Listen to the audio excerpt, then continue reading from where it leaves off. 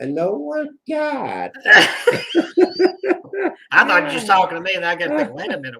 He's okay, folks. We are back. This is the third try three, and none of this. This was all my fault. I take credit for my inability to function properly here. There it is on YouTube. Yay! The first time I had it all screwed up. The second time I even forgot to click the button that said start, go live. I was talking away, and Kevin thought I was just lecturing him or some shit. And so you anyway, let's try this again. Our first show. And if this is any indication of how 2022 is going to be, I think we all just need to go back to bed. Okay, pretty, because this is not starting out good at all. I was just saying that, this is the time of year that everybody says, oh, it's going to be a better year. It's going to be a good year. Hey, pretty baby girl, welcome to the insanity of 2022. If you thought 2020, 2021 were bad, we're getting off to a terrible start here in 2022. This is the third attempt to go live. The first time I told us. The second time I got us here, but I never started it. I never clicked the button to say that's live. Okay. So I don't even know what to say about all that except welcome to 2022. And I don't know. I'm going back to bed. You gonna go back to bed? I don't think 2020 wasn't this bad. Anyway, I hope this is not an omen for that. She wants to know how was you guys' Christmas and New Year's, Kevin? Give her some response. Well, mine was good and simple. We had a tree. We ate. We had some simple gifts, which mainly was gift cards. Which, hey, when you're an adult, cash is way better than toys. So, yeah, we just kept it easy this year. Oh, okay. Christmas girl changed her name. She did. Oh, to Pretty Baby Girl. Oh, okay. Okay. Well, because Christmas is over, so pretty baby girl, are you gonna? This is February 14th. Will be here. Why don't you call yourself Valentine Girl? Valentine Girl. Well, I mean, keep up with the holidays go through the year. Welcome to 2022, and I'm not going to go over and over the mistakes I've made already this year. We're just 3 days in, or 4 days. But we are now finally here, finally live, and thank you people for being patient and joining us as we go into normally. I tell you what, we're going to start this out with. Everybody is doing the Betty White. I think Kevin and I are creating a new dance move. It's going to be called the Betty White, and it's going to go viral. A dance move. And if you don't think it's going to go viral, then let me show you the video of Kevin twerking. Oh, yeah.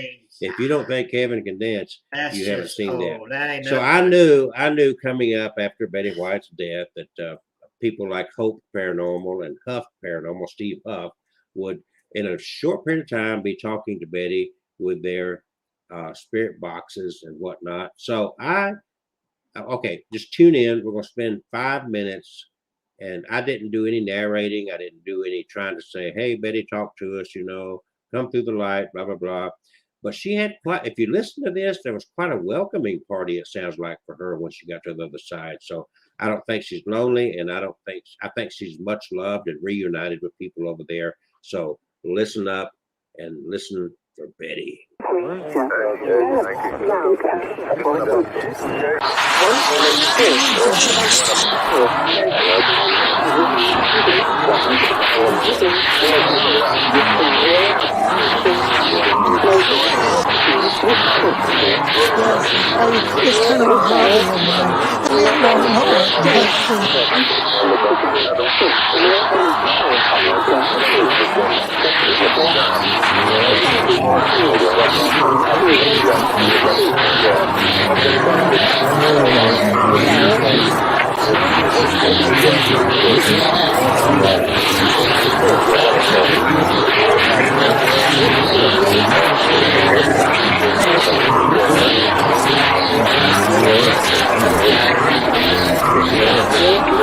They don't hold it.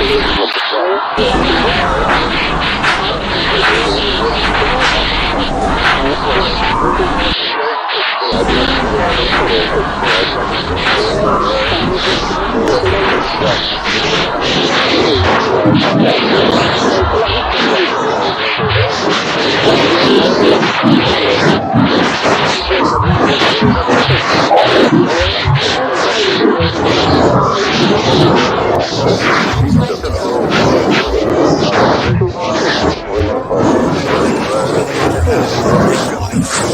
liked her.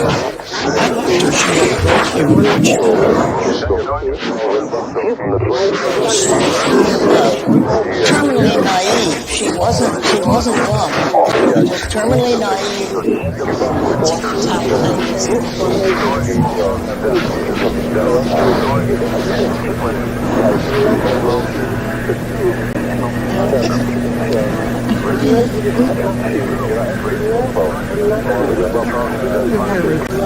Thank you. I never take it. You never.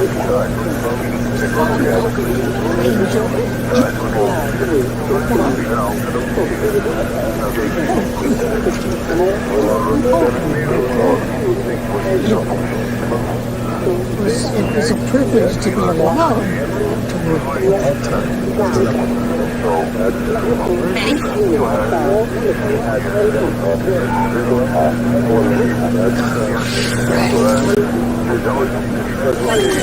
Here for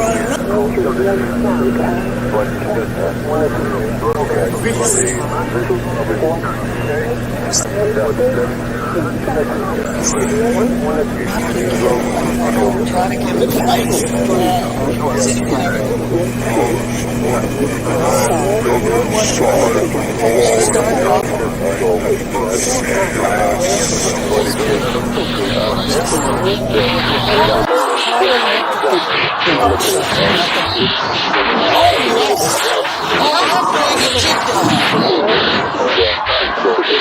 The reason why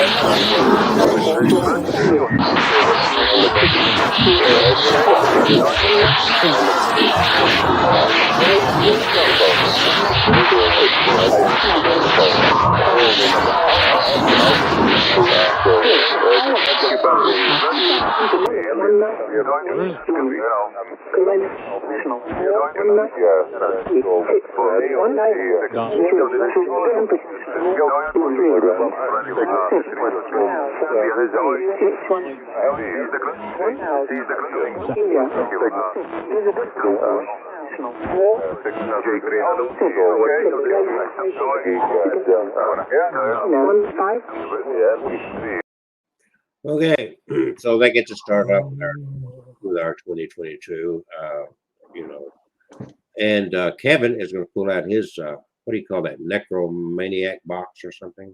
Necromaniac? What? It is the necrophonic. Ah, the necrophonic that he's going to use. Necrophonic. What about the REM pod? Is it going to be with us as well? Yeah, I got it here because I finally got the leg attached to the broken off that doll. So. What about Maddie? Is Maddie with us? No, she's outside the door. Oh. Over there. Door's closed. Okay. Here's tonight's little baby girl. All right. Well, I'm going to give it to you. Right behind her. I'm going to vanish into the outer darkness while you do this. Okay. All righty. Isn't she a cute little girl? She's in a position like she's laying down with her little arms folded under her. This doll is said to be haunted by a little baby girl. And we're going to find out if that's true or not.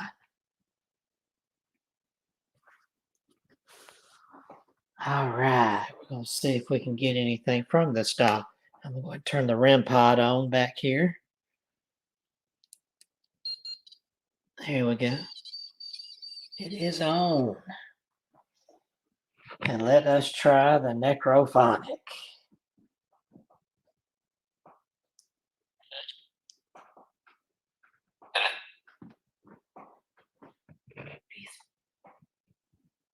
Hello, baby doll.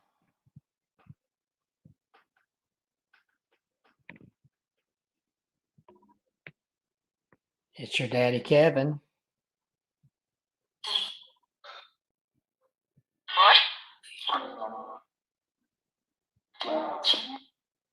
Are you still here with your doll?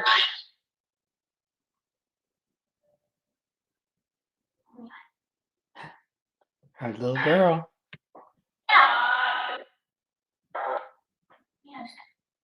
Tell everybody your name.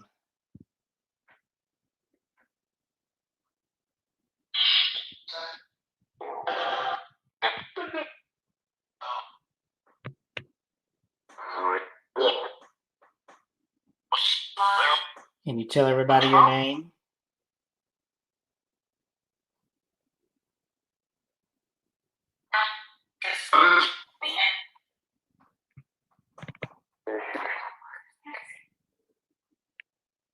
Or if she's too young to talk, if there's another spirit that can help her, please.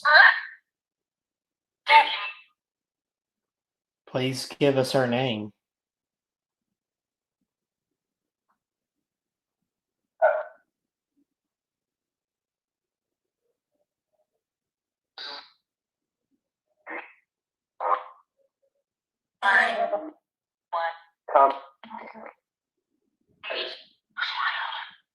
Somebody said Tom. Who is Tom?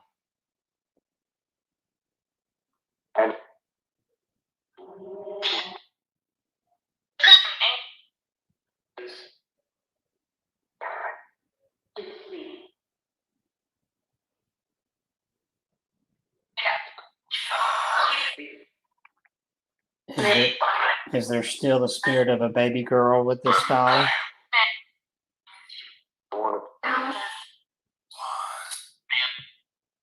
What is her name? I hear somebody whispering. If you could speak loud and say her name.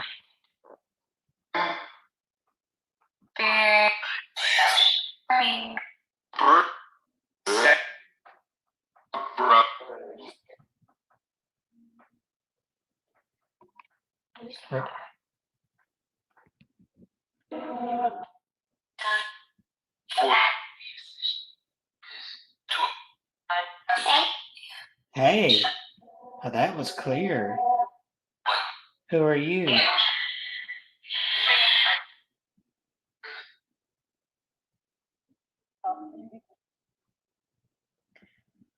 Right behind this baby doll is looks like a skull, but that's actually a toy. If you touch that long metal rod that comes out behind it, it'll cause the eyes to light up and it'll make a funny noise.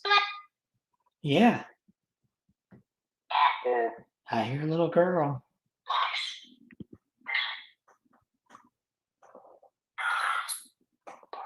How old are you?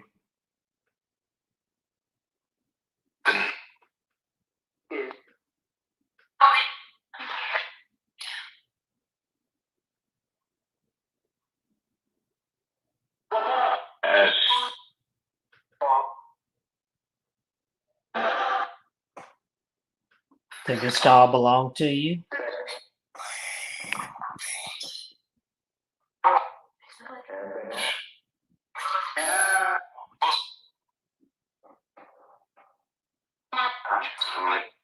No.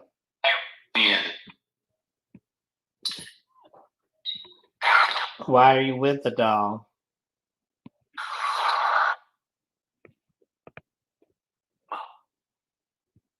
A little ruffle is in the way there.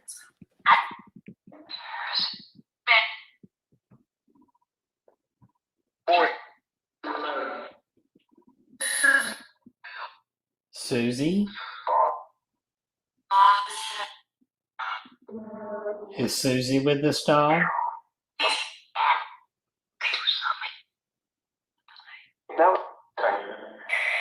Hello, Susie.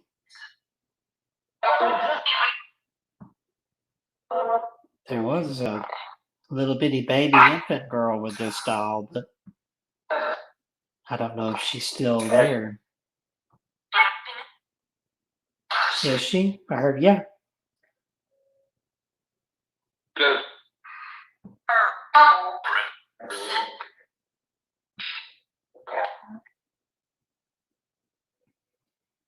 I have the information in my Haunted Dolls file. I should have pulled that before I came, but I didn't have a story. I had a name someone else had gotten, but not a story. It was a little baby girl. I got to be a better spirit daddy, don't I? Yeah, I've got so many of y'all. That's why I keep a folder.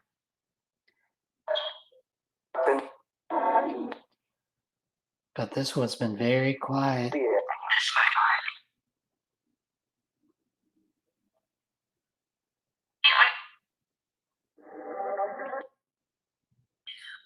And where you're sitting on the case behind the couch, you're facing right toward the TV.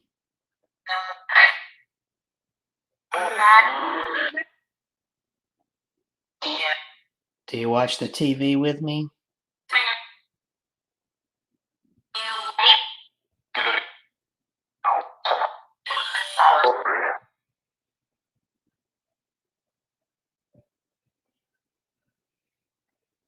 What's your favorite thing to watch?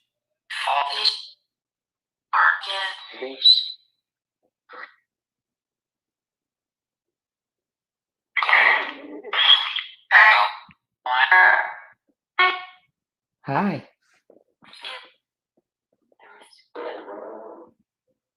Tell me your name.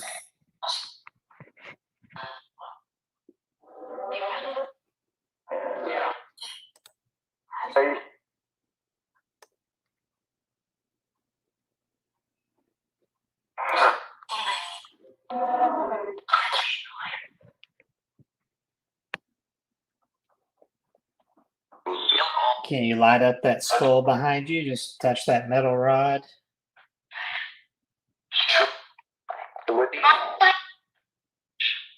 Yeah, just touch that metal sticking out. There it is. Just touch the back of it there.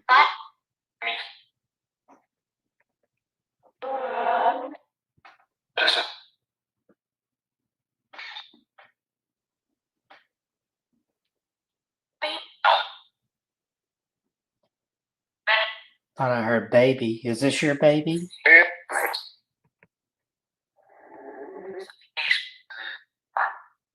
Is she your baby?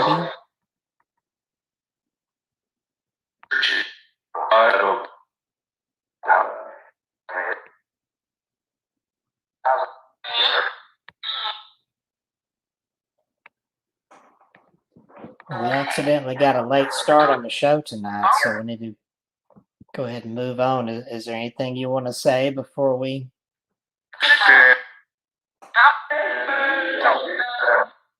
Wow, that was a lot. How many spirits are here? Did I hear you say 10?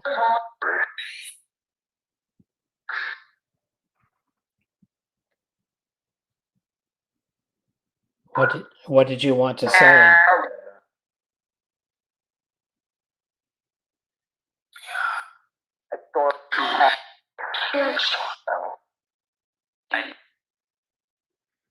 What do you want to say?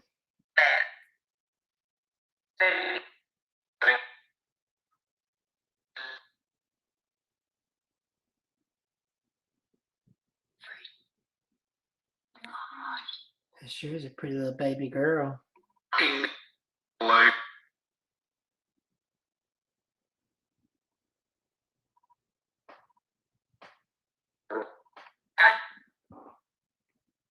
With her cute little legs crossed down there.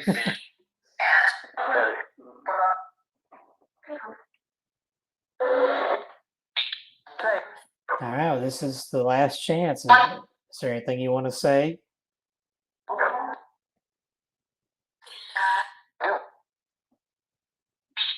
Go ahead and say it.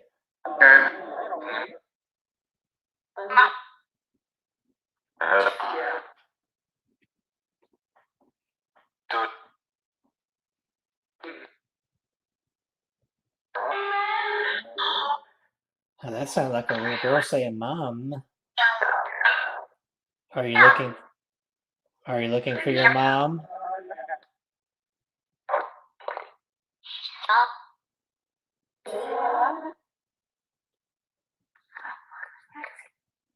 Is there anything I can do?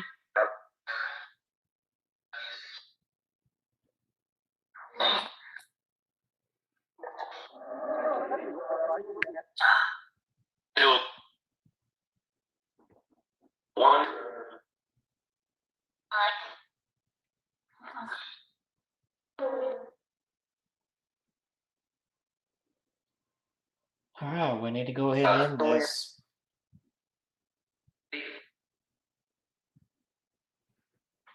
I appreciate all the spirits who've spoken. We're going to have to go ahead and turn off the device.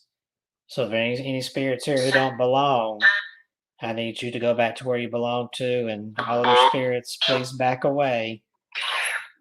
From the count of 5, I'm going to turn this off.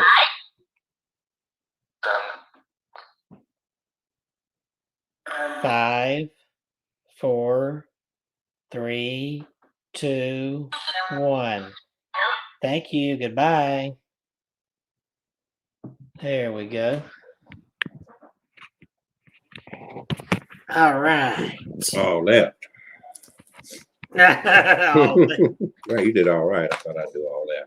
Oh, okay. Well, So did you hear anything that really grabbed your attention from that? I heard a little baby girl say, trying to talk, and I heard, "Mom." So there were multiple spirits coming through there. I didn't hear Betty White, but Oh well. Not everybody could be so lucky, right? Yeah, no. Okay, folks, here's the deal. Exorcisms, cleansings, 7:30, the first Tuesday of 2022, January the 4th. And we are here. We survived. Yes. We survived. Heck with them puny people that couldn't live long enough to get here. Huh, screw them. Okay. Wow. We are the champions, my friend. Okay. All right, let me get over that crap. I probably died tonight after all that. Cleansing, exorcisms, cleansings. I think it's safe. Probably pretty much everybody kind of has an idea what an exorcism is. And so I'm sorry. Go ahead. Yeah, we all know who Exorcist is. Okay, so we're gonna tell some true exorcism stories. I don't think you're not gonna give any made up stuff, are you, Kevin? No, who hasn't seen an X-ray? All right, exercising is something we're supposed to do daily for 30 minutes at least. Somebody you can walk or jog, or you can somebody press that's weights. as possessed as you are, certainly. Oh, I'm talking about exercising. Okay, here we go. All right. Sprinkle him right there. Look at the smoke raising off his head when I do that. I got a bit bigger container than you have. Yeah, you got a bigger head than I do. So. I make a head. Compare the sizes. See, look. Yeah, look at that. Here's a stretch. Your headphones are stretched that way more than mine are.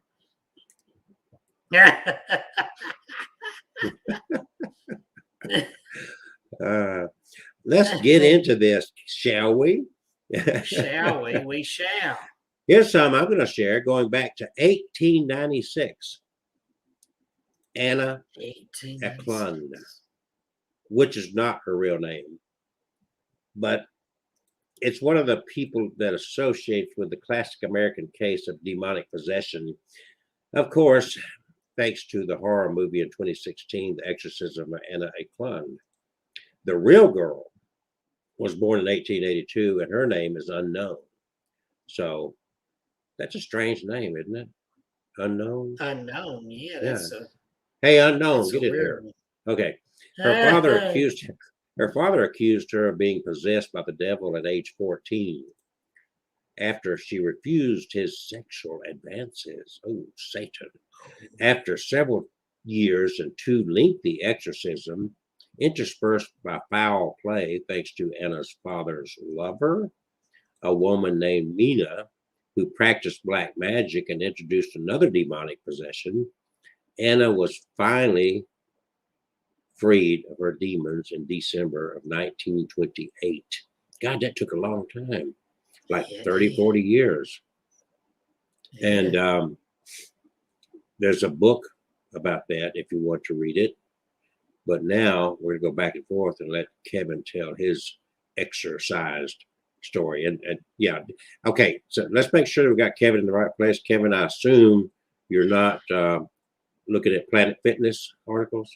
No, I'm not looking at Planet Fitness. I'm trying to get this article up here. I thought you were going to tell us more about whatever that woman's name was. It was a short article. It was a short article. Very short article. So there wasn't. Okay. Of course, I tell you what, I'll dig. Well, I've got. If I get this stupid article to come up, then here, I'll just read the short one here. This one goes back to 1778. Wow. The Exorcism of George Lukens. Ooh, even older than mine. In 1778, English tailor George Lukens was behaving oddly, speaking in strange voices, making inhuman noises, and singing hymns backward in a ceremony held in Bristol's Temple Church. 7 priests commanded the demons who had apparently taken over Lukens' soul to leave once and for all. When the ceremony was over, Lukens recited the Lord's Prayer and thanked the priests. This was one of the few recorded exorcisms with a happy ending.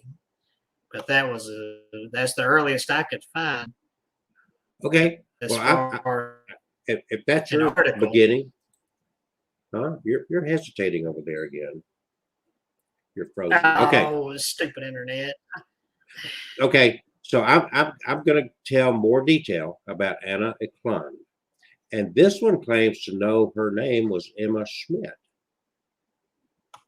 So let's then go into much detail instead of the short version, instead of Reader's Digest, abbreviated, brief, whatever.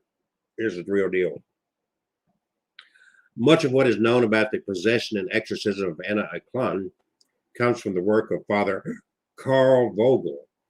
In 1936, the Catholic Church approved Weger publishing a pamphlet and instructional tract called Satan Be Gone. See if we can find that. A Catholic pamphlet, an instructional tract called Satan Be Gone, that chronicled the 1928 exorcism in Erling, Iowa. As part of his preparation of the pamphlet, Weger was granted total access to everyone involved in the case. H.A. Kelly mentions in the book The Devil, Demonology, and Witchcraft that there is a second source for information. According to Kelly, the bulk of Satan Be Gone was derived from interviews with Father Joseph Steger that assisted in the exorcism. A priest named Father F.J.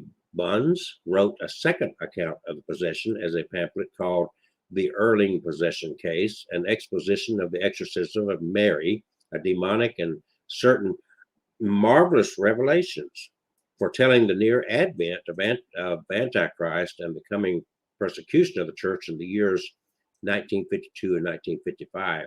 This 1934 publication is purported to be taken directly from the German notes of Father Theophilus Reisinger, the primary exorcist. So, Anna Eclen, born in 1882 in either Marathon, Wisconsin, and received only an elementary education. Her father was Jacob Schmidt, and he had a reputation of being adamantly against the church, and he was also a womanizer. It is alleged that Jacob was an alcoholic and may have sexually abused Anna. No information has been uncovered about Anna's mother, but best estimate is that her mother must have died during the early 1890s. It's alleged that in 1908 that Anna's Aunt Mina, who may also have been her father's mistress or may have never existed at all, began the process of cursing her by placing magical herbs in Anna's food. There's no supporting evidence to this allegation, but it's believed by Reisinger that locals believe Minna to be a witch. Burn her! Burn her! There's also no evidence to support allegations that Minna murdered 4 children as asserted during the exorcisms. Prior to 1908, Anna is described as being a religiously devout Catholic. Suddenly, in 1896, at age 14, she began experiencing severe issues with attending church and receiving communion. She began describing compulsions to smash holy water pots or to harm priests. She also began to suffer from signs of depression as well as unhindered sexual thoughts. She believed that she was becoming insane. This could also be attributed to issues, dissociative reaction to the death of her mother. Over the next few years, Anna is said to have conferred with a number of doctors, while many of Anna's complaints could possibly have been symptoms of hallucination, a pure hysterical case, nervous spells. None of the doctors could find issues. In fact, one leading specialist at the time asserted that she didn't have the least sign of nervousness and that she was normal in the fullest sense. It also be noted that in 1908, medical science had only the most primitive understanding of mental illness. Given today's understanding, it's possible that Eclen case could have had a dramatically different history.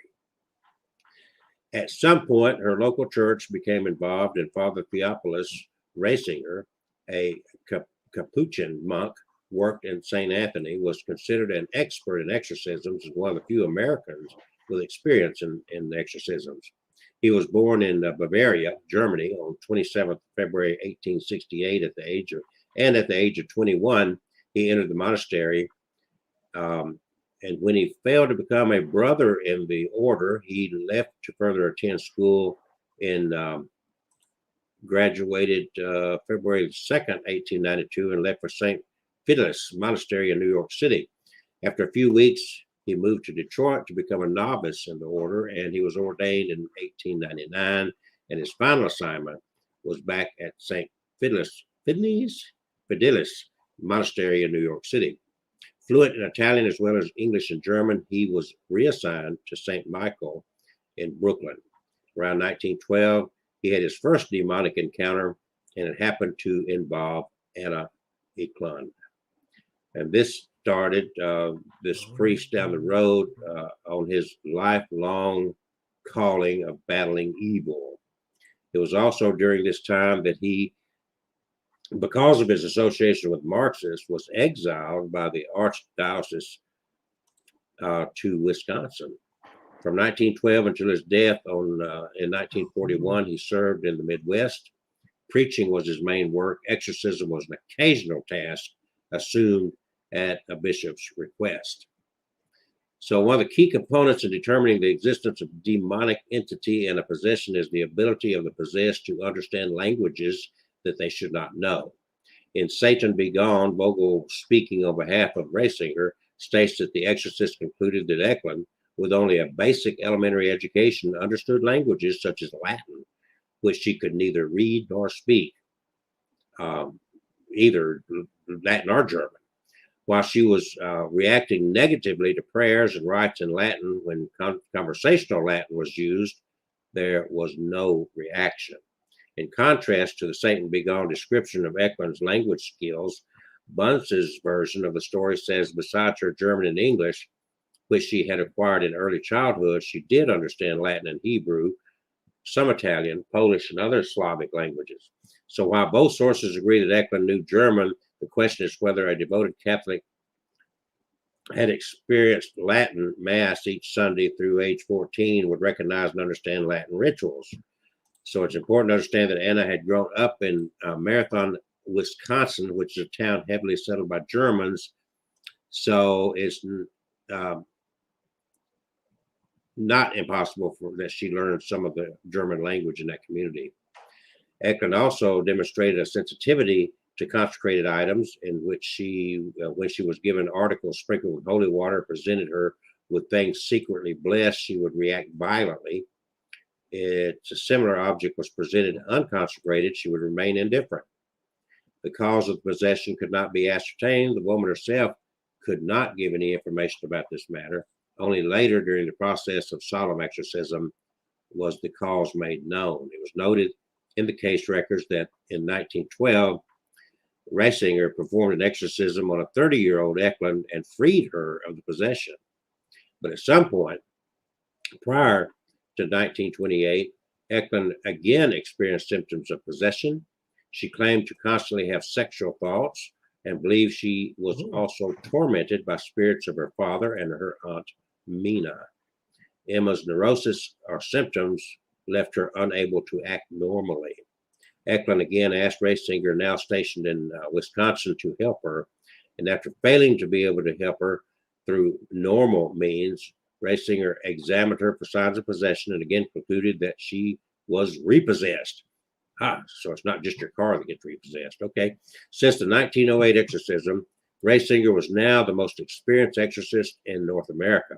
It's believed by 1928 he had already performed 19 exorcisms, including the previous one on Eclen.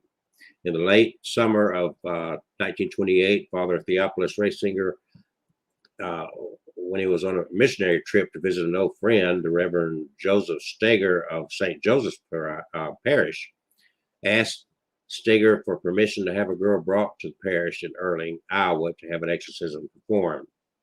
So he had selected Erling, Iowa for a number of reasons. Erling, Iowa is located 110 miles to the west of Des Moines, Iowa, and is approximately 40 miles east of the Nebraska-Iowa border.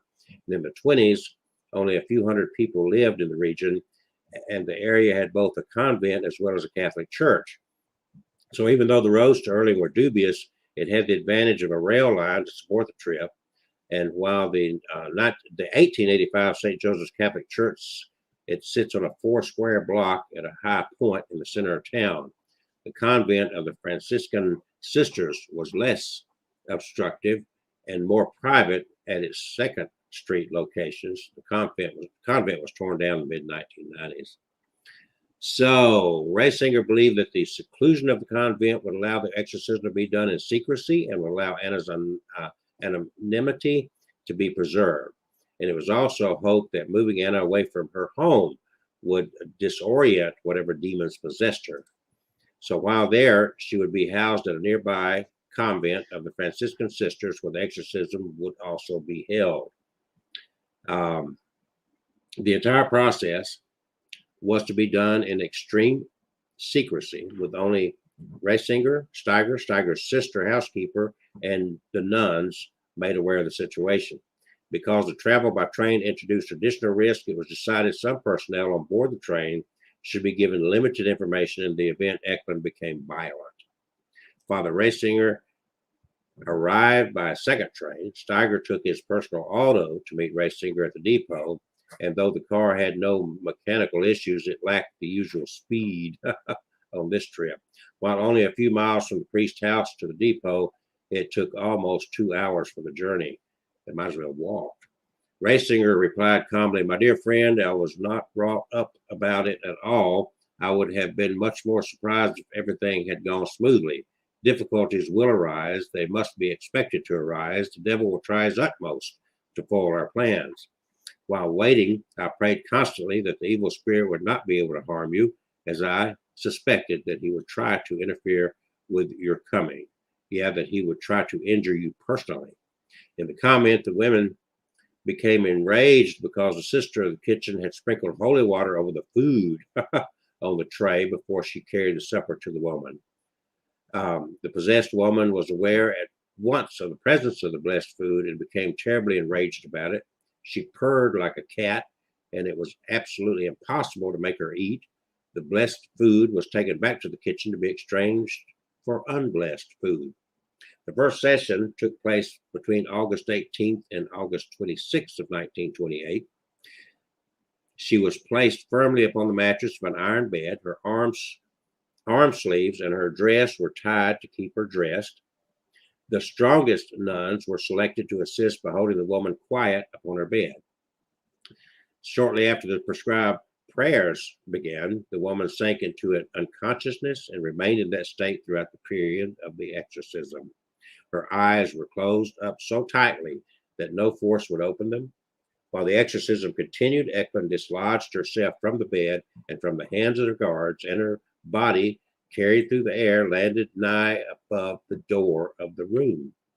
Father Raysinger alone kept his peace and ordered, "Pull her down. She must be brought back to her place upon the bed." Pulling her back down to the bed and better securing her, the prayers continued. Eclen began howling like she was head with a club, like a pack of wild beasts suddenly let loose. The howling was so loud, it brought the attention of the neighbors. Because of the scene, a great number of people are said to bear witness to the screams coming from the convent. The details of the individual exorcism sessions have been blurred. It was noted that during many of the exorcisms, Reisinger experienced physical attacks that left him trembling like a fluttering leaf in a whirlwind. As a result, and with the permission of the bishop, he would wear a pyx on his chest and with a consecrated host. In an effort to disrupt the service, Eclen reportedly would frequently vomit, defecate, and urinate in quantities that were, humanely speaking, hold on.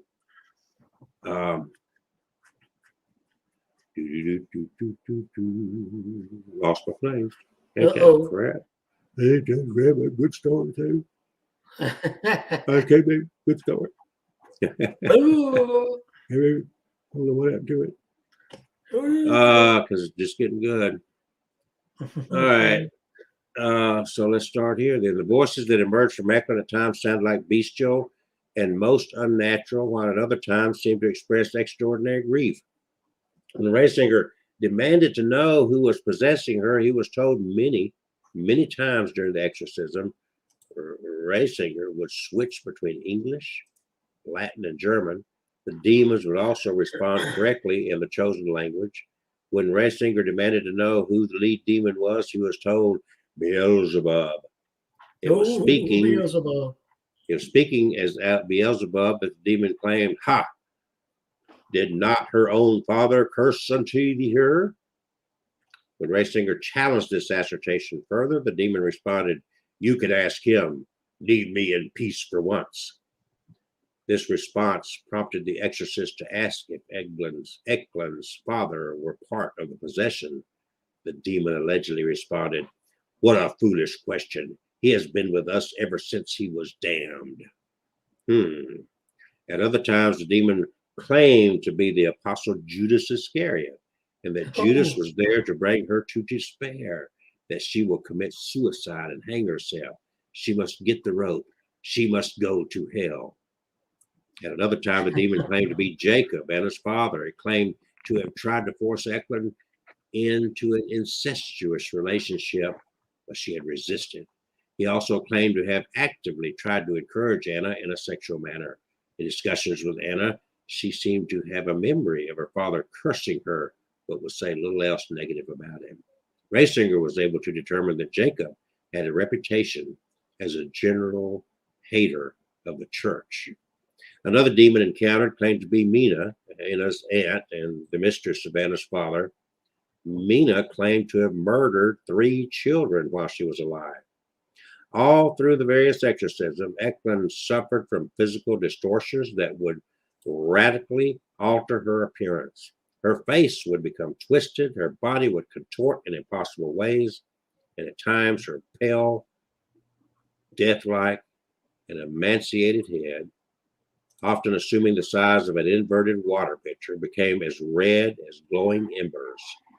Her eyes and lips would swell to huge proportions. Eclen's stomach would become hard as stone. During the exorcisms, Eclen seemed to react particularly strong to certain elements. Whenever approached with holy water, she would shout, "Away, away with it! Away with that abominable dirt! Oh, that burns, that scorches." During one exorcism, Father Steger placed a small relic of the little flower of the child Jesus in a small pyx that he carried in his pocket.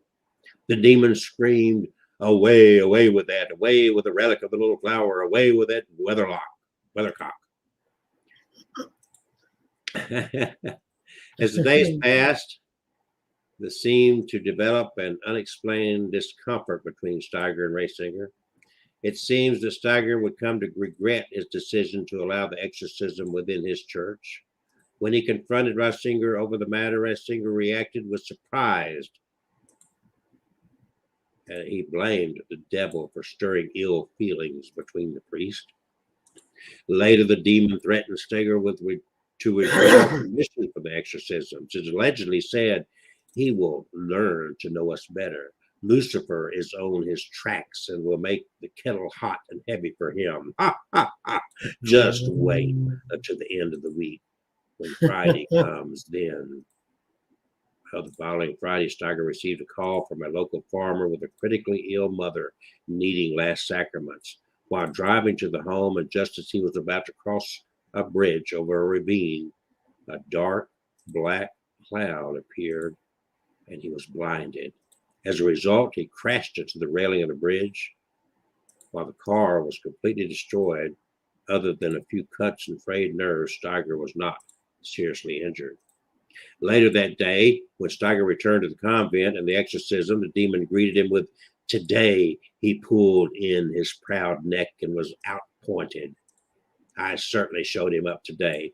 What about your new Alto, that dandy car, which was smashed to smithereens? It served you right." Steiger's trials did not end with the car wreck. Repeatedly, he would be woken at night by noises in his room. While this could easily be explained as rodents, the house had been rodent-free for an entire 14 years. Night after night, the noises continued, stopping only briefly in deference to various prayers. Over the 3 weeks of exorcism, Eclen always seemed to lose consciousness once the rite began, and would wake up with no knowledge of the events. In that time, Eclen did claim to have visions of horrible battles between spirits.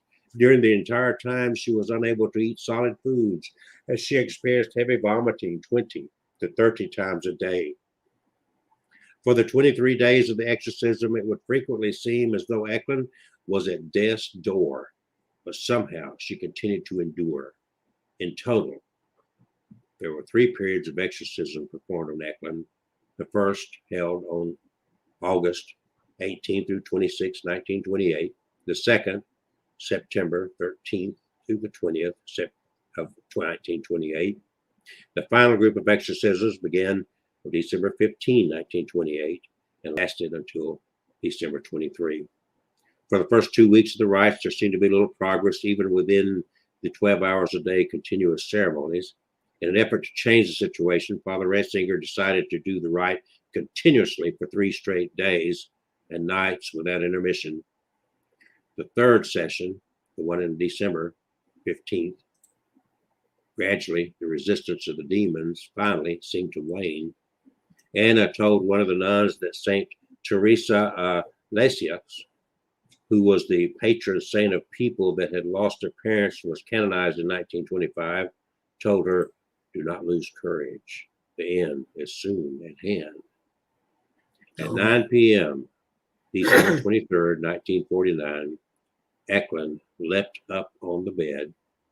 Fearing a repeat of the ceiling incident weeks earlier, the nuns went to restrain her. The woman collapsed onto the bed and began chanting, "Beelzebub, Judas, Jacob, Mina." After several minutes, the word hell, hell, hell were added to the chant after the names. Eclen awoke and said, "From what a terrible burden have I been freed at last. My Jesus, mercy, praised be Jesus Christ." Testimony of Teresa Weger, Father Steiger's housekeeper. "I was a witness to almost the whole period of the exorcism of Erling possession case, and I can truthfully say that the facts mentioned in Begone Satan are correct. Some of the scenes were even more frightful than described in the booklet. There is not the slightest doubt in my mind that the devils were present, and I will never forget the horrible scenes, vile, filthy, and dirty, as long as I live." And then the nuns also gave their testimony in this behalf too, as it being a true and correct case as stated. Thank you for giving that attention, since Kevin thought my earlier version was too short. Now you have all the details. Now, well. You wanted the full story? You got the full story. I got kind of a nice one here. I'll probably butcher the name. Well, it don't matter. Nobody This else one knows goes all the way back in 1842, and I believe the name is Gottlieben Dittes. In the 1800s, we have the chilling story of Gottlieben Dittes, a 28-year-old resident of the rural German village of Mottlingen, located within the Black Forest. Ooh. Raised within a strictly Lutheran family, Dittus had an oppressively religious, highly superstitious upbringing. After her parents died, when she was quite young, Dittus lived with her siblings and continued to attend services run by a fire and brimstone, almost fanatical pastor and theologian named Johann Christoph Blumhardt. In 1842, the people living near the Dittus home and passerby began to notice strange noises emanating from the home during the dark hours of the night, some of which sounded rather jarring and decidedly violent in nature. Suspecting that there was some sort of abuse going on there, a doctor and some other locals stayed there for a night and witnessed things they could not explain, such as objects or furniture moving on their own and strange thuds, scrapes, and bangs that seemed to issue forth from the very walls, leading them to the conclusion that the house was haunted. The eerie phenomena, there's our word, phenomena, continued, and on top of this, other strange things began to happen. On top of this, other strange things began to happen.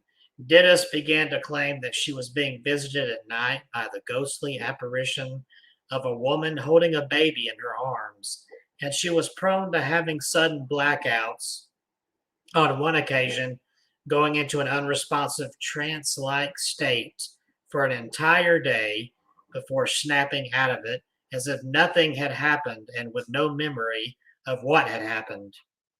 There were whispers around the village that the Dittus home was haunted, cursed, or both. Since the paranormal activity seemed to be focused most intensely on Gottlieben, she was sent to live with a cousin, and the haunting apparently followed her to her new home, leaving the other siblings in peace.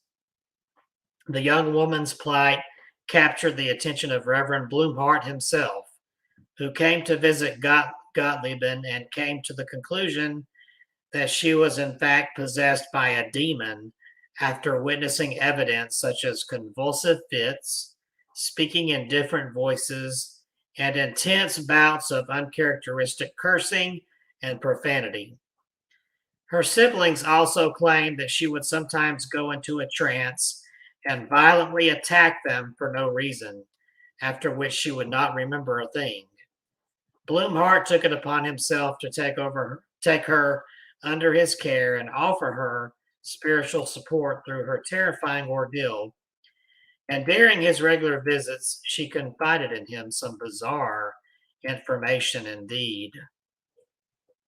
Gottlieben claimed that when she had been just an infant, evil spirits had tried to kidnap her, but had been driven away by the power of her mother's protective prayers, and she also insisted that her aunt was a witch.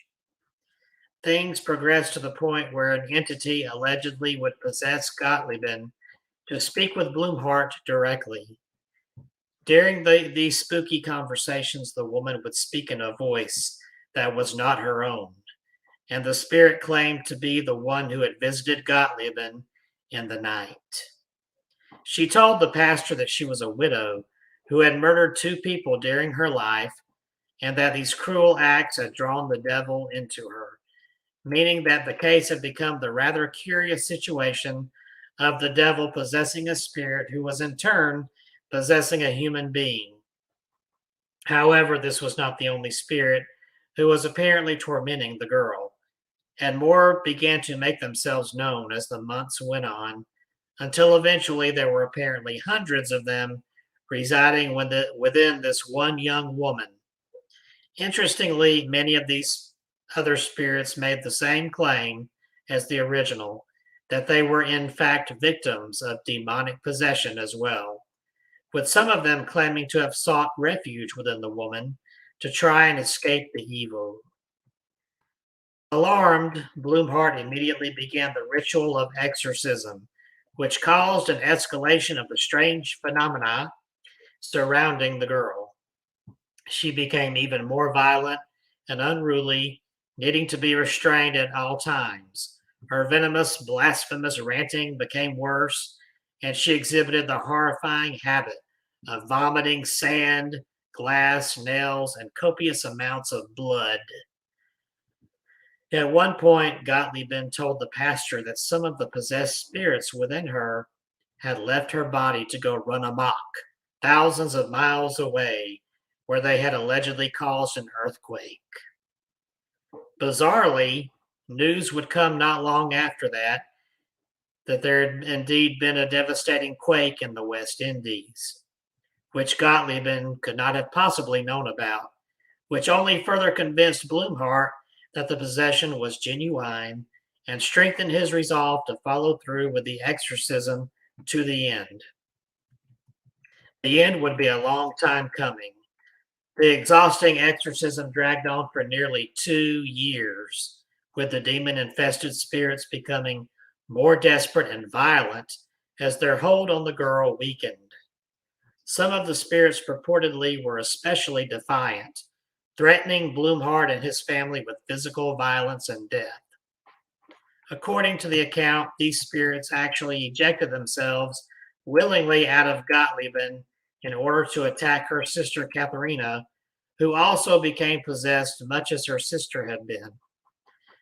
Blumhardt was purportedly able to face off against both possessed women, and perhaps realizing that they were no match for the priest, left the women one by one, after which Gottlieb supposedly said, "Jesus is the victor."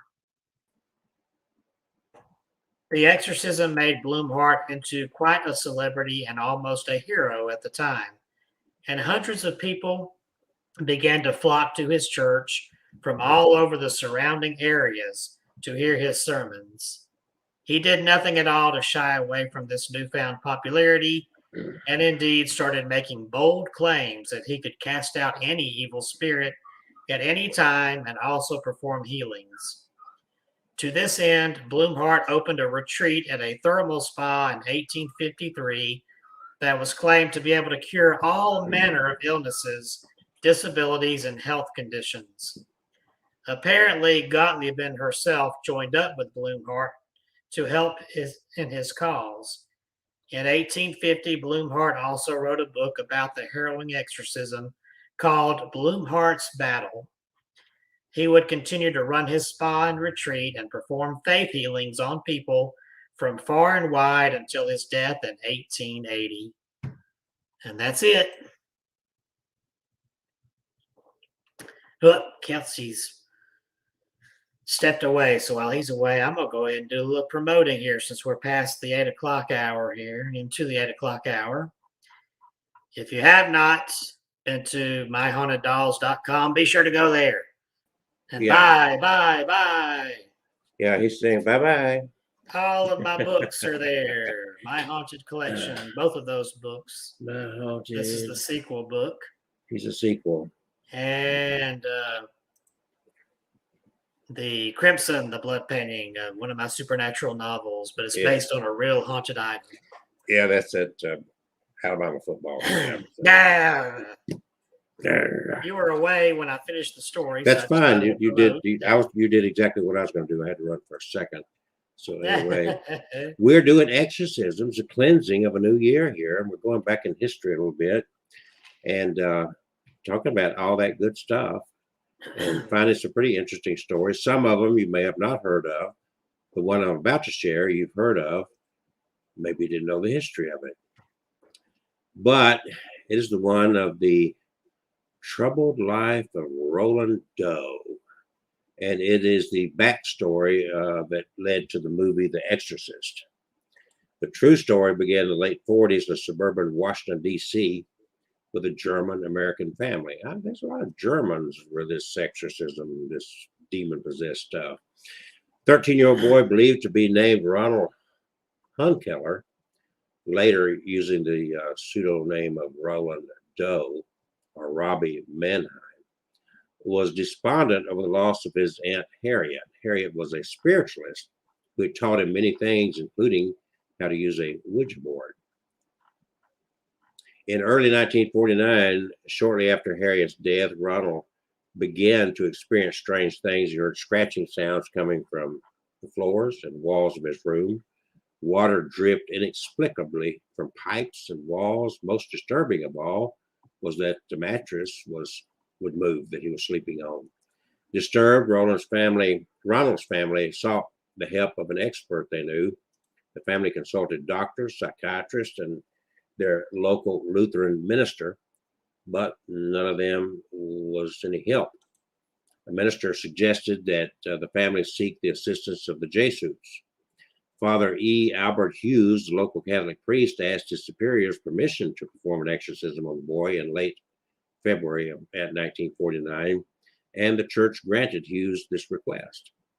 For the exorcism, Hughes strapped the boy to the mattress and began his recitations, but he had to stop the rite when Ronald broke off a piece of mattress spring and slashed the priest across his shoulders, leaving the exorcism unfinished. A few days later, red scratches appeared on the boy. One of the scratches formed the word Louis, which indicated to Ronald's mother that the family needed to go to St. Louis, where the Hucklers had relatives, to find a way to save their son. A cousin of the family was attending St. Louis University at the time of Ronald's struggles. She put the Hucklers in touch with Father Walter H. Halloran and Reverend William Bowdern. After consulting with the university's president, these two Jesuits agreed to perform an exorcism on young Ronald with the help of several assistants. The men gathered at the residence of Roanoke Drive in the early March of 1949. There, the exorcist witnessed scratchings on the boy's body and the mattress moving violently. These were the same types of things that had happened in Maryland when the first exorcism failed. Amid these bizarre happenings, Bowdern and Halloran, according to their reports, noticed a pattern in Ronald's behavior. He was calm and normal during the day, but at night, after settling in for bed, he would exhibit strange behavior, including screaming and wild outbursts. Ronald would also enter a trance-like state and start making sounds in a guttural voice. The priest also said they saw objects mysteriously flying in the boy's presence and noted that he would react violently when he saw any sacred object presented by the attending Jesuits. All of these details from the true story of the exorcism made into the film, but there were more that didn't. As Paul Harvey would say, now the rest of the story. At one point during this week's long ordeal, Bowdern reportedly saw an X appear in scratches on Ronald's chest, which the priest believed signified the number 10. In another instance, a pitchfork pattern of red lines moved from the boy's thigh and snaked down towards his ankle. These types of things happened every night for more than a month. Once a red X appeared on Ronald's chest, leading the priest to believe he was possessed by 10 demons. The two priests never gave up as they continued the exorcism night after night after night. On the evening of March 20, the exorcism reached an unhealthy new level. Ronald urinated all over his bed, began shouting and cursing at the priest. Now Ronald's parents had had enough. They took him to Eclen Brothers Hospital in St. Louis for more serious treatment. Finally, on April 18th, a miracle occurred in Ronald's room at Eclen Brothers. It was the Monday after Easter, and Ronald awoke with seizures. He yelled at the priest, saying that Satan would always be with him. The priest laid holy relics, crucifixes, medals, and rosaries on the boy. At 10:45 p.m. that evening, the attending priest called on St. Michael to expel Satan from Ronald's body.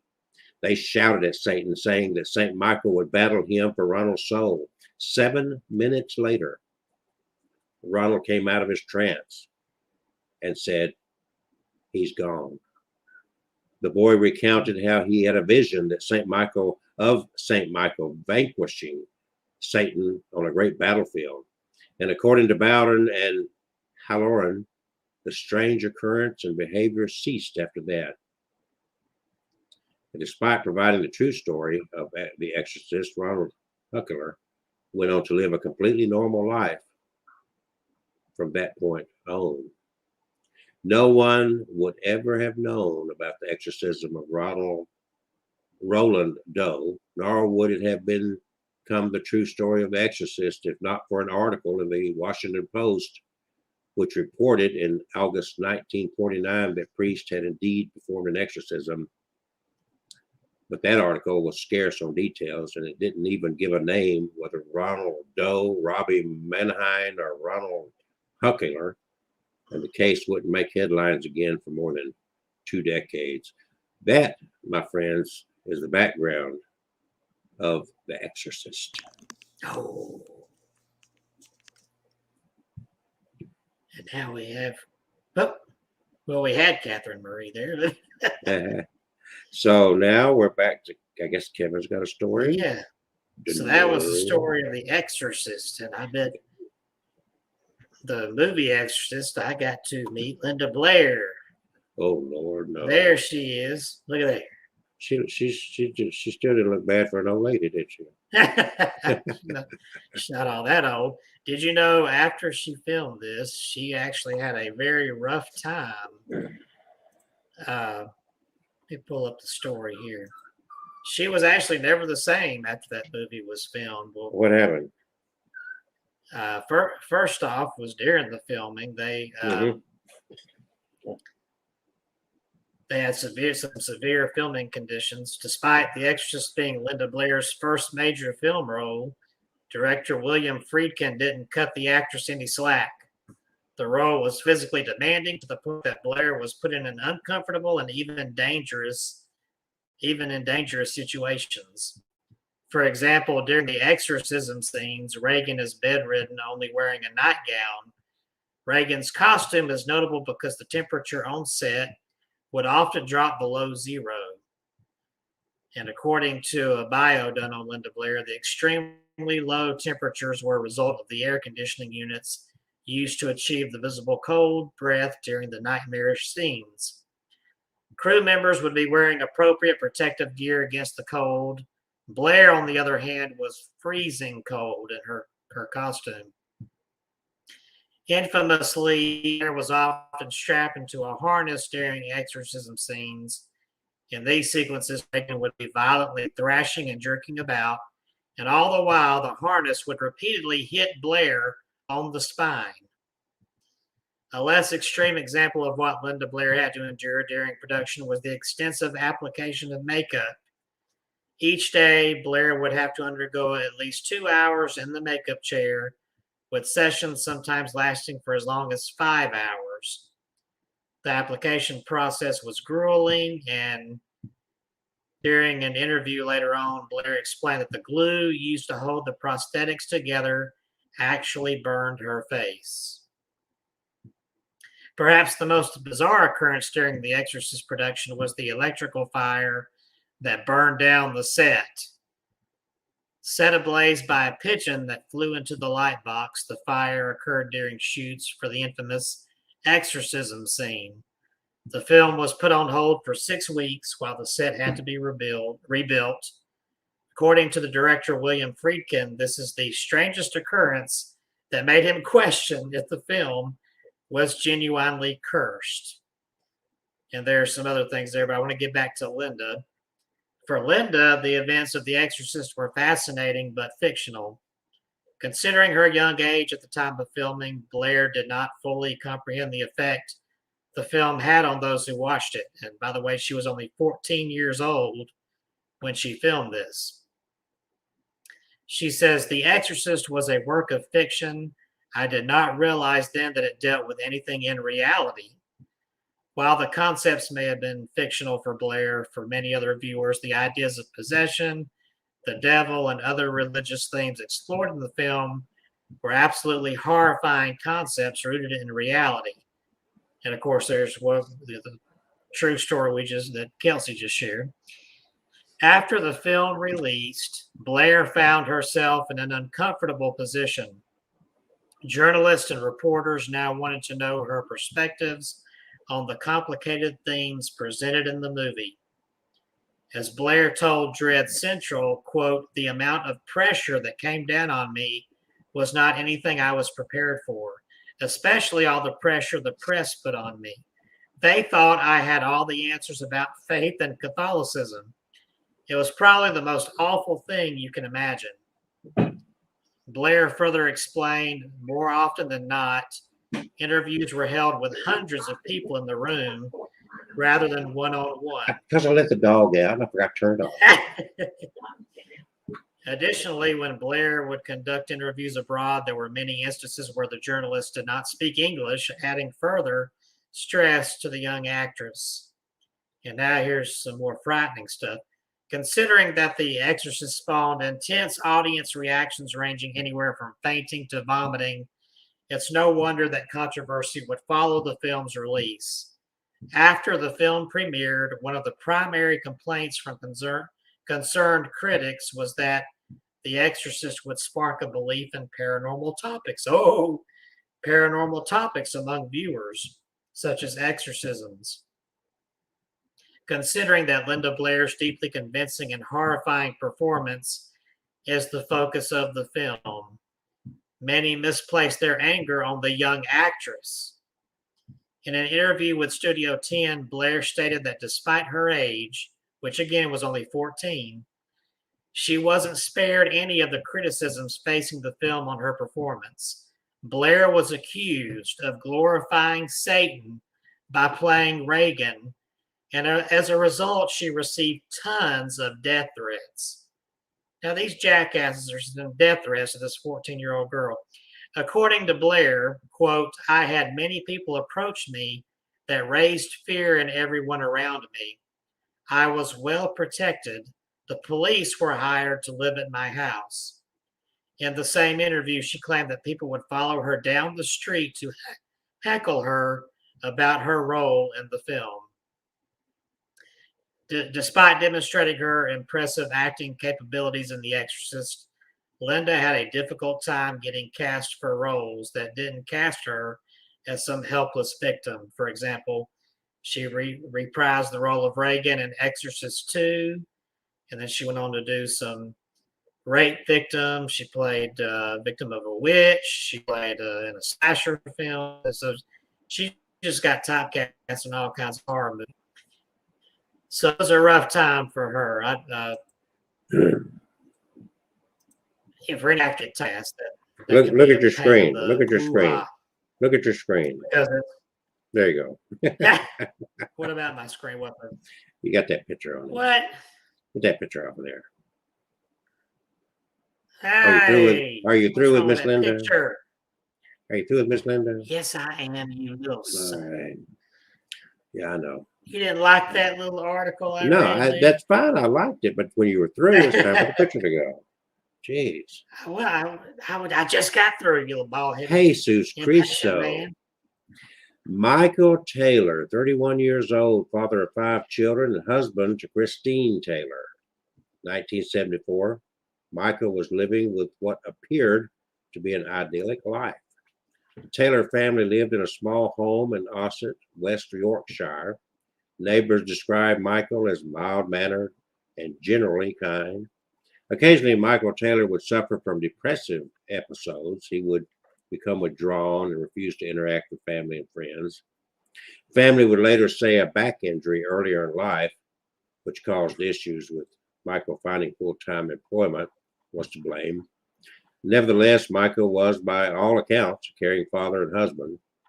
The Taylor family was not devout. They lived within a few miles of multiple churches, but never really found the time to attend. In a highly religious town like Ossett, this behavior would not stand. A friend of Michael's, who had decided his depression was caused by spiritual forces, convinced him to start attending a weekly prayer meeting. The group was run by one Marie Robinson. her soft-spoken form of old-time religion seemed to appeal to Michael. At least that's what everyone thought in the beginning.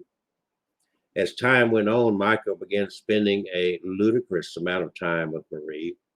At first, he just threw himself into the prayer group, going to every meeting and all functions they held. He quickly fell deeper into Marie's teachings, attending meetings where group members were exorcised and demons were cast out with what they called the power of God.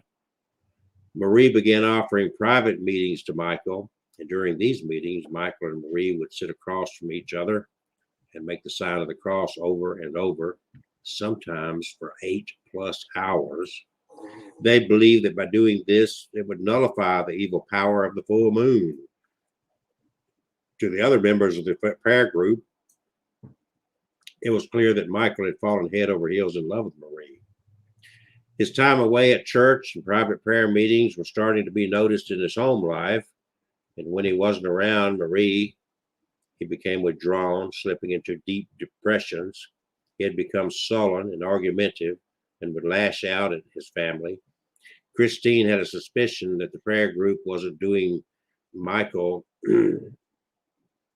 God just jumps around, any favors, and that his private meetings with Marie may have been less than pious.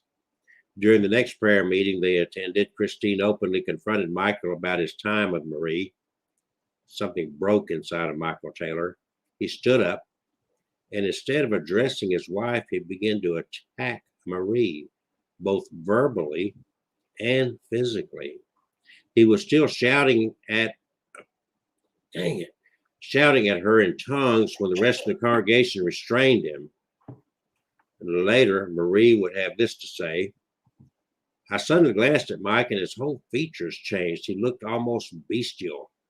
He kept looking at me, and there was a really wild look in his eyes. I started screaming at him out of fear. I started speaking in tongues. Mike also screamed at me in tongues. I was on the verge of death, and I seemed to come to my senses. I knew that only the name of Jesus would save me, and I started saying over and over again, Jesus. When Christine heard me calling on the name of Jesus, she started, I'm going to start saying Jesus in a minute, started saying it too. And I believe firmly that it was only by calling on his name that I was not killed. Michael later claimed that he had no memory of this happening, and at the next meeting, Michael would receive full absolution from Marie. Still, his outburst had not gone unrecognized. People were talking, and none of it was good. A local vicar called on a group of ministers and declared that Michael was currently suffering from a demonic possession and would need an exorcism. So on October 5th, 1974, Father Peter Vincent and Reverend Raymond Smith met Michael at St. Thomas's Church in Galber. The prayer group was also in attendance. Over the next 8 hours, they would perform the sacred rite of exorcism. Michael began thrashing, convulsing, and spitting, and had to be tied to the floor of the church. A crucifix was jammed down his mouth, and he was completely soaked with holy water. At 8 a.m. on October 6th, the priest could not continue. They were exhausted and by their admission had cast out more than 40 demons from Michael. The priest said that the exorcism would have to be finished at a later date and advised Michael not to worry. They had only 3 demons left to be exorcised. Those 3 demons: murder, madness, and violence. Michael and Christine were told to go home, prepare for 2 of the exorcisms, part 2. At 9:45, just an hour and 45 minutes after the exorcism, police patrolling the area where Taylors lived discovered a gruesome sight. A man shambling through the streets completely naked and covered with blood. It was, of course, no other than Michael Taylor. The officer that had found Taylor rushed to his home, only to find more police officers were already there. Neighbors had heard noises, and the police were called. The officer approached the house, but was waved off by an exiting criminal inspector. You don't want to see this one, son. I've seen nothing like it before, and I've seen a few. It's the wife. She's got... No, he's ripped at her, son. It's a right mess in there. There's not much left of her. You don't want to see it. After saying this, he doubled over and vomited in the yard. Upon entering the house, officers were met with what some would later call the worst crime scene that ever worked. Michael had brutally attacked Christine, removing her eyes and tongue before ripping her face off of her skull. He then strangled the family dog, and after the dog was dead, he ripped out its eyes and tore it limb from limb, throwing them around the house. The house was covered wall to ceiling in blood.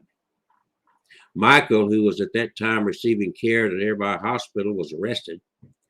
He never provided a motive for killing Christine beyond released.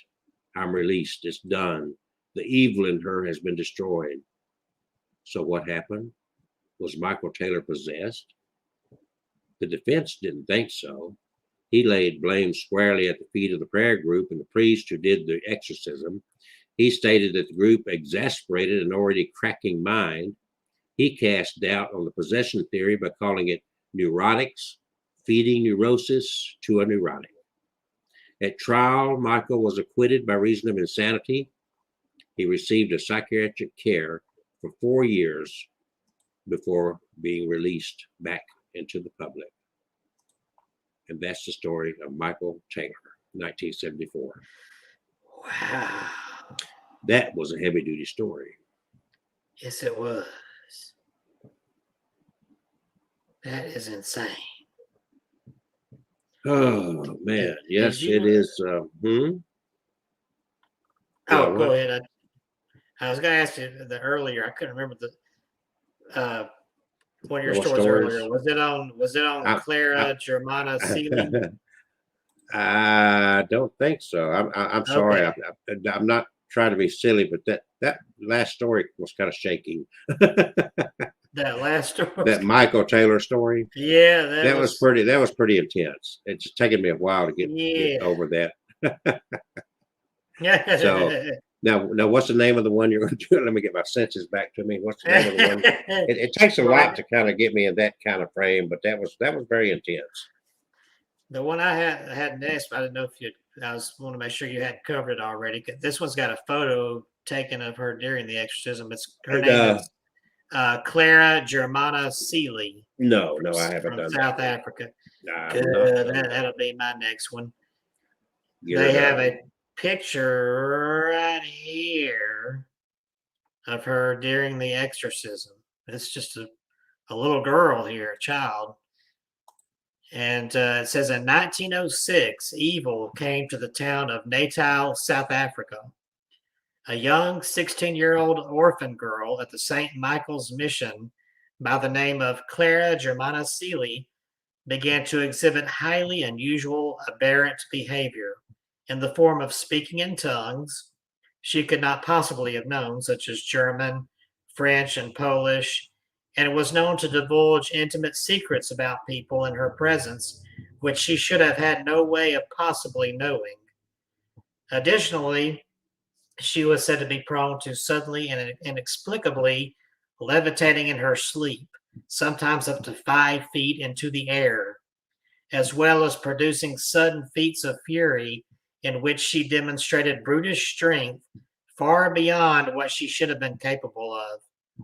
When exposed to religious objects or holy water, Clara was said to show visible signs of distress and pain, even if the objects were concealed from her sight. Holy water was said to sometimes snap her out of her trance-like dazes and sudden episodes to bring her back to a lucid state. Clara was also known to go into tantrums and rip at her clothes, as well as growl in a bestial way or have conversations with people no one else could hear or see.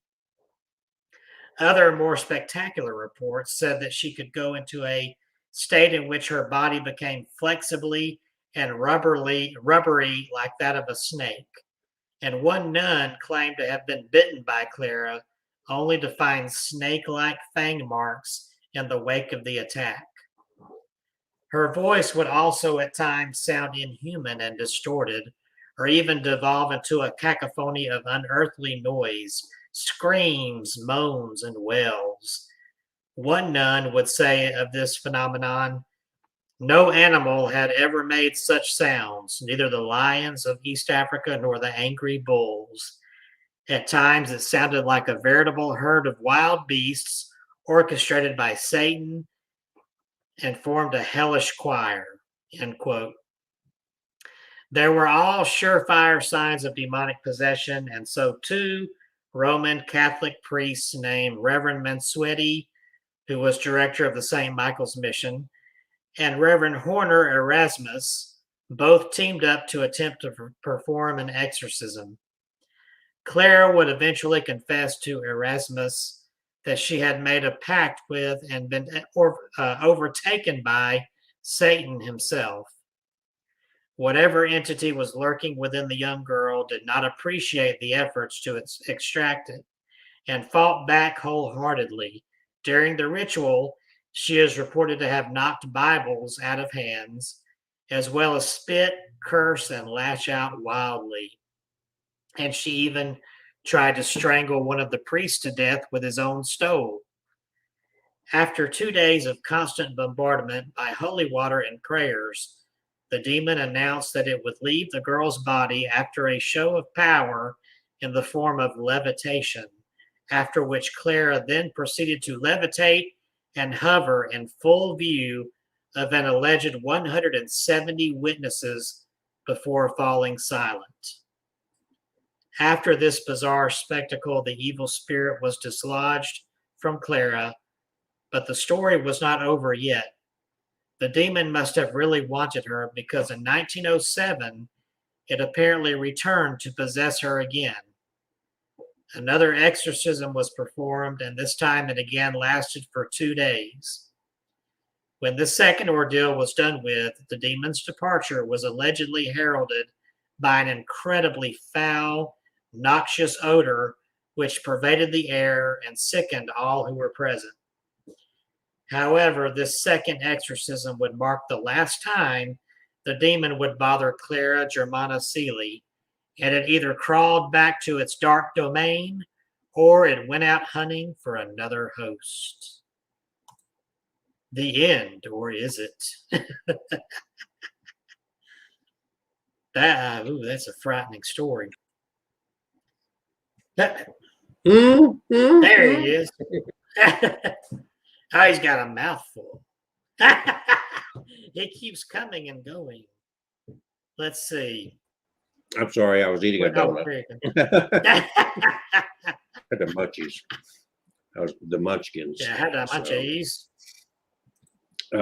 Okay. So this is pretty interesting stuff, isn't it? And some of these stories Yes, I was not heard of before. Nope. So I don't think you've done the 1976 story of Annalise Mitchell, have you? Nope. Nope, I haven't done that. Nope. Nope. One second, let me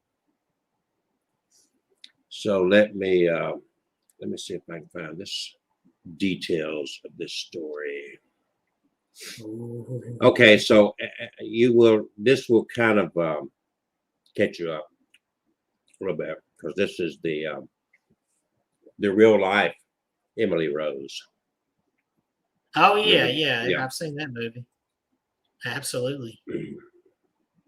2 years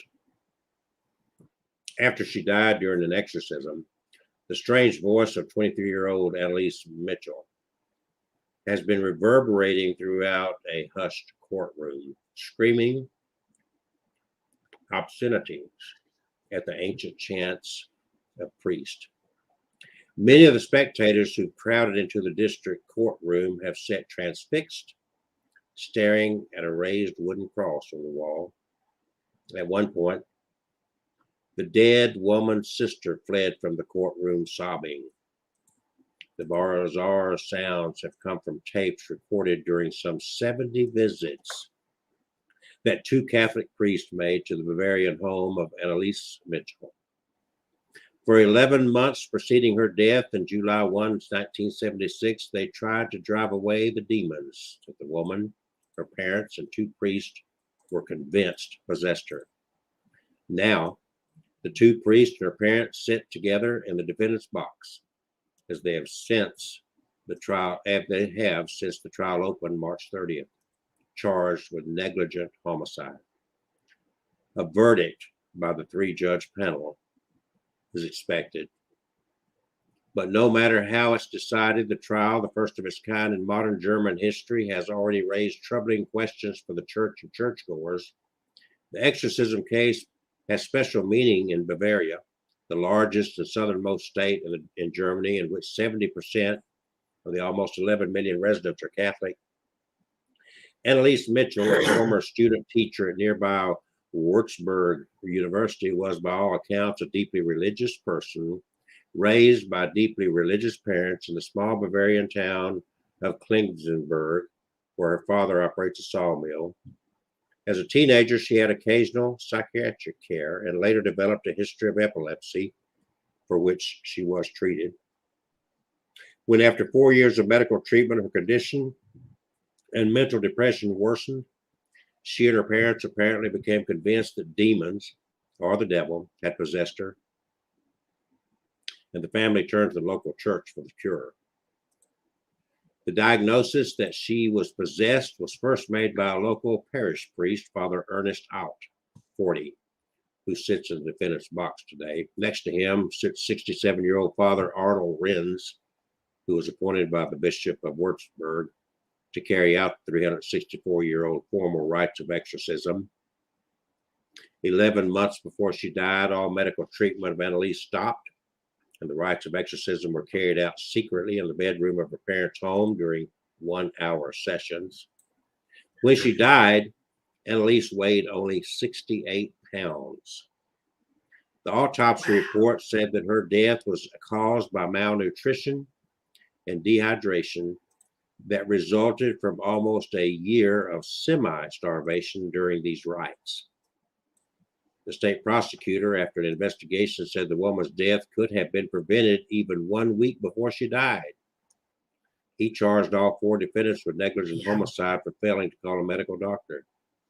Our series of doctors who testified at the trial have all basically told the court that the woman died of a combination of epilepsy, mental disorders, and an extreme religious environment, which, in the words of Professor Hans Satis of Würzburg University, added up to a spiritual sickness and a heavy psychic disturbance.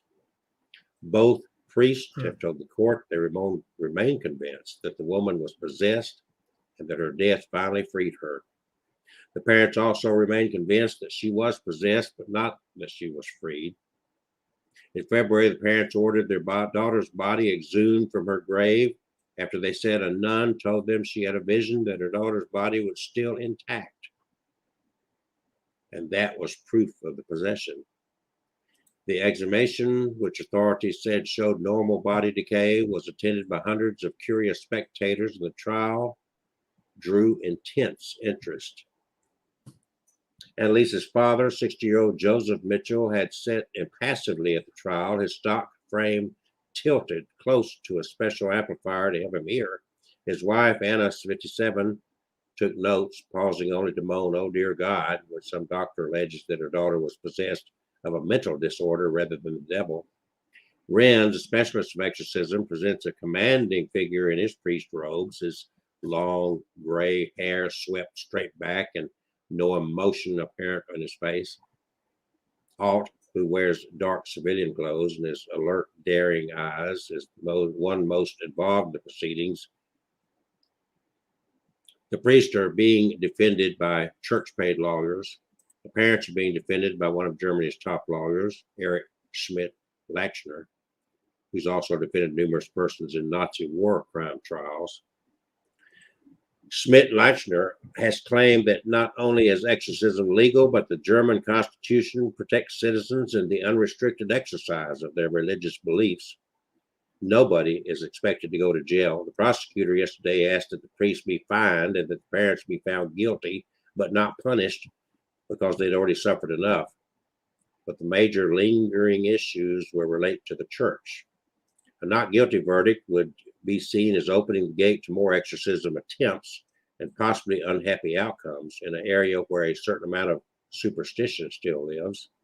But for the most part, experienced observers believe the effect will be the opposite, that merely bringing charges of negligent homicide against priests and parents will provoke changes and more caution. Bishop Joseph Stagel of Würzburg has said already that in the future he will only approve exorcism if the possessed person agrees to the presence of a doctor during the ritual. Interesting case of that exorcism where the girl did die because, as you heard, malnutrition and so forth. Of exorcisms that took place over the course of a year. What is it, like 40 exorcisms? So there's a fine line to be held with this entire thing, and to caution, because you can get overly zealous with these kind of things. And I remember that case, and some similar to that. We had one in recent years up in Michigan where a young child, and then we had one that happened out in, I believe, Arizona, that had an Alabama connection, where a young child, little boy, died from some kind of rites of exorcism. This is why it's hard. You know, these wannabe exorcists, I call them wannabe exorcists. You see them all over these ghost hunting groups now. You know what I'm talking about, Kevin? Yeah. They're, you know, the problem is they are not trained. They don't know what they're doing. It's hard to get approval from the Catholic Church anyway to have an exorcism. You go through a very rigorous vetting, psychologically, medically. You've got to prove beyond a shadow of doubt, and it's a very difficult thing. The priests don't just show up. Maybe they used to, but in current times, and that's why you have all these latecomer exorcists, if you will. What's that other guy that's made a career out of being an exorcist? He's not tied in with any particular denomination. God, I'm brain dead. Well, I know Ed Warren has done some. Yeah, well, he he's died. dead. He did something, but he's dead. This was. That's the first one that came to mind. Before I would do anything like that, I would make sure that I had a psychological evaluation on anybody. Yeah, we actually, my group, Scare of Alabama, is we actually were asked to kind of help out an exorcism back around 2015, I think it was. And that girl went through a couple of, she claimed she was hearing a voice in her head, a male voice, telling her to do things, and her family was afraid it was schizophrenia, maybe. So she got checked out by two psychiatrists. She got a psychological evaluation twice, and they couldn't find anything that would back up anything psychological. And she went to her church, and because, this is Birmingham, there wasn't a lot of help church-wise other than prayer. So they reached out of state, and I can't remember the man's name, but a priest came in. He was decked out in that black, with the collar and everything. And I guess Kim knew him, Kim Johnson, our team leader. He got in touch with her and asked her to come out to do, documentation. And other than that, we were to, stay back and let him do his thing. And he prayed over her for a few hours. She just kept talking about it, never got violent, and never, nothing bad happened, but she just kept talking about the voice. Yeah, he just kept praying over her. But she seemed like a really sweet girl, and there was nothing, she's like a normal girl you'd walk up to on the street somewhere. She acted like one. She wasn't acting crazy or anything like that. She was just very gently and politely telling what it was saying to her. But when the priest was praying and doing the Lord's Prayer, and then he asked us to join in, she talked about, well, now it's using profanity because it was getting ticked off. And I could sense something was there trying to hide, like it didn't want me to see it. But I knew it was there. It was just hiding. And when I walked out, I still got the shirt in my closet. I should be showing that off. The shirt I was wearing when we walked outside, I was going to my car. I noticed, I never felt anything, but I noticed on the sleeve of this arm, there were 3 claw marks going down the shirt. There were 3 tears. Mm-hmm. I showed it to Kim. I said, "Look at that." There was nothing on my skin. It was just on the shirt. So I kept the shirt. I meant to put it in the shadow box. And on the EVP recording we did while the priest was telling it to leave Mm-hmm. and have a Christ get out, you hear this male wailing voice off in the distance scream, "But it's not my fault." And none of us heard it live, but it's on it's on recording. It showed up on the digital recording. Mm-hmm. So something was there, but luckily he caught her. There's supposed to be 3 stages. What is it? There's infestation and something else, and then possession. He said she was borderline between possession and the second, or I'm sorry, infestation and the second one. I can't remember. I might have the order wrong, but there's 3 levels of possession they claim. And she was teetering between the first and second level. So she sought help in time, according to the priest, before anything, any heads were spinning and pea soup flying and all that. So that's my story of getting to see an exorcism. Let me wrap up and let me present what sometime in the past I presented this before, but Alabama had our own exorcist. He's now deceased, but Reverend Bill French. So if you were possessed by demons, needed exorcism, the Reverend Bill French was the man to call in Alabama. He founded the Advocate Ministries in 1974 and was an Irondale pastor who helped people escape from cults and occult activities. He was an evangelical exorcist. He claimed to have cast out hundreds of demons out of people. He said he counseled more than 100 people who claimed to be demonic cult survivors, all of them with multiple personality disorders. He said, "I've seen everything that was in the movie, The Exorcist, except somebody's head turning all the way around." His son, the Reverend Michael French, said he's dealt with people most folks wouldn't want to stop and talk to. He didn't use a crucifix and holy water like the priest in the movie. In an evangelical way, there wasn't as much a ritual, but there was just as much prayer and faith behind it. He died July the 2nd at 90 years of age back in 2019, but he was a well-known exorcist character, if you will, in Alabama at that time. Now, another well-known nationally and probably internationally, now 77 years of age, and you'll probably recognize his name as soon as I say it, Bob Larson. Remember him? Yeah, I remember that name. Yeah, Bob Larson. And he's still out there. He even for a while, it was funny, but he had, I forget what he called him, but he had his daughter and a couple of other young girls teamed up to do exorcisms. And it was pretty theatrical is all I can say. So he goes around the country, pops up at different churches. They take donations for him. He's written a lot of books and he teaches exorcisms on his website and whatnot. And he's very, one of those very colorful characters. So exorcism is big business throughout and in recent times. I used to belong to a group called the Paranormal Clergy, and we were a group of ministers and priests of varying faith, and that we dealt with people that had issues around the country. And I've told some of those stories before, but it's amazing the people that have so much going on in their lives and they blame it on demons and possessions and whatnot. Most of the time, you're going to find there is some medical reason for these issues. Bingo.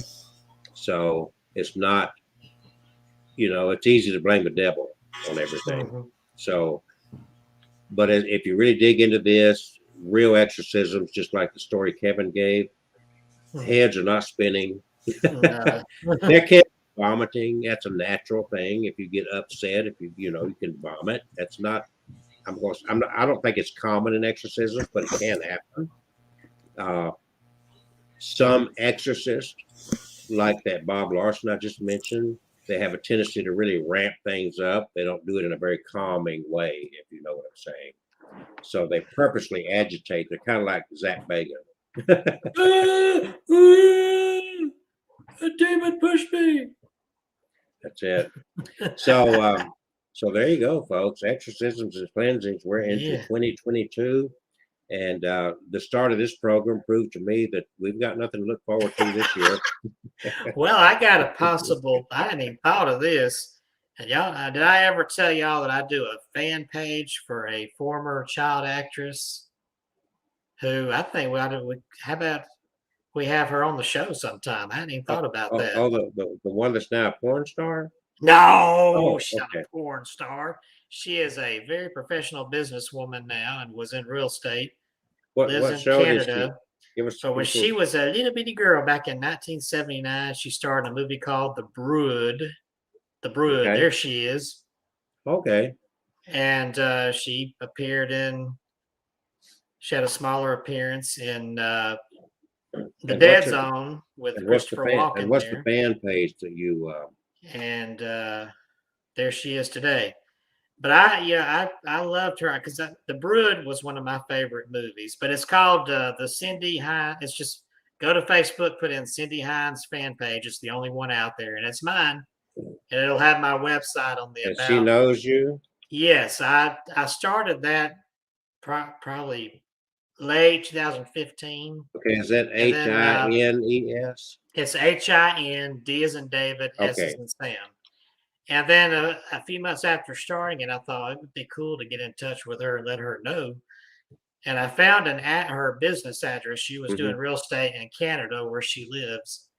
And I sent out, a letter to her, and I even asked for an autograph, and really wasn't expecting anything. Yeah, I'm not finding Cindy. Okay, Cindy Hines. I misspelled it. CINDY. I thought I corrected it, and I didn't. And then HINDS. And I can message it to you. But yeah, it's not popping up. Wait a minute. There it is. There it is. It finally did. It's got 87. Yeah, there's like it, fan page. Okay, we got it. Yeah. But she sent me back an autograph and a letter thanking me, and then gave me her business number. So I called her. Yeah. And we talked for a half an hour. Oh wow. And here I'm thinking, here I'm talking to this actress in one of my favorite movies, all grown up. So what does she have to say in 30 minutes?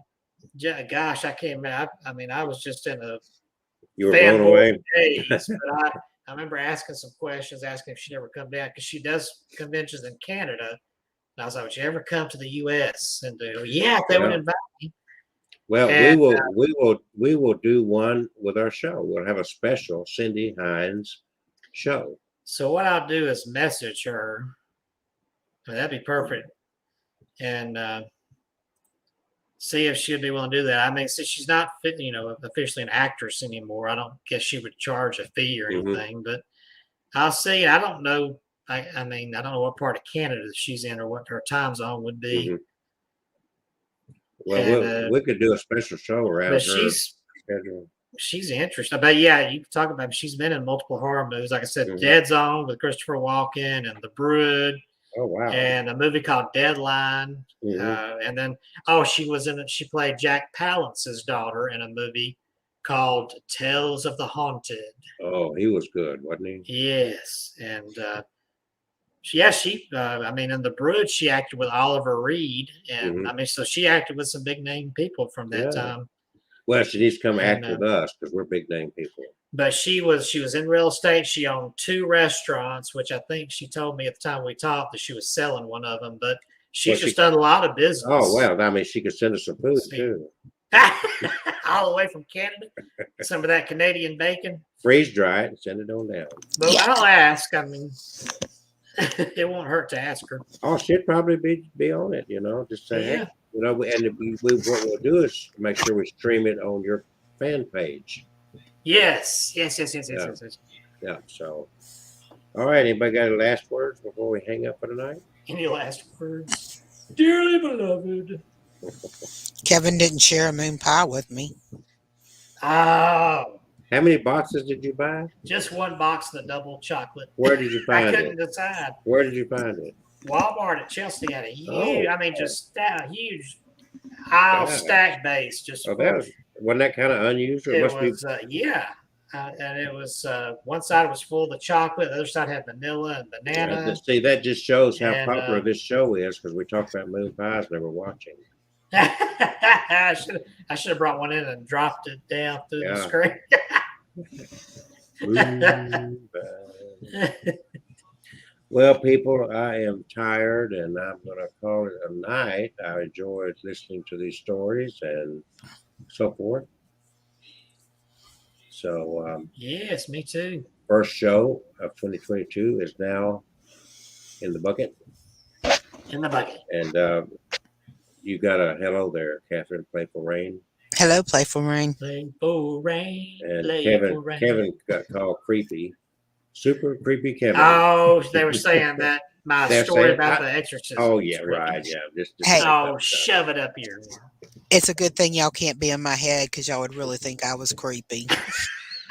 I know you're creepy. I'm not even in your head. I know you're creepy. I should write serial killer books. You should. You could. and use Kevin as one of the victims. Hey, there is not a creepy thing about me. What are you talking Oh. about? So, hey, folks, stay tuned because we're trying to get who was a horror film actress to agree to do a show with us. And Kevin, I don't know why it took him like forever to think about doing this. And he's like half my age and he's already having seen the moment. So I look forward to that. That'd be a good show. Yeah, that would be. Yeah, she could talk about people she probably knows Stephen King. Probably, yeah. Dead Zone. I'm sure he was on the set, maybe. Babe. If not, she could talk about I can't do a Christopher Walken impression. He's got that weird voice. Now, if we go to about how my mind works, Stephen King is along the line of how my mind works. Oh, she's deadly. I think I need to read a book. I need to write a book about her mind. Yeah. See, he only knows about what I talk to him about. He doesn't know what I actually think. She forgets I'm psychic. I know what she's thinking. Yeah. I know what she's thinking. Kevin, you better look out. Especially now that you got those moon pies in your house. I started to come over there and get one. I really did. Who knows? Who knows? I may be there at lunch tomorrow. Well, the bad thing, you better be careful tonight because Walmart closes at night now. She may wake up at 2:00 wanting a moon pie. So. Well, I did get some Swiss cake rolls. I didn't want to go into Walmart because I'm not a big fan of Walmart. I did go into the Dollar Tree before. They're not quite $1.25 yet, so I went in there and got me some Swiss cake rolls. So I'm good for tonight. Well, listen, everybody, I'm gonna bring it to a close. I am extremely tired, and I got to get up early in the morning as usual. And I enjoyed this, and look forward to next week, and maybe we can get Cindy on next week.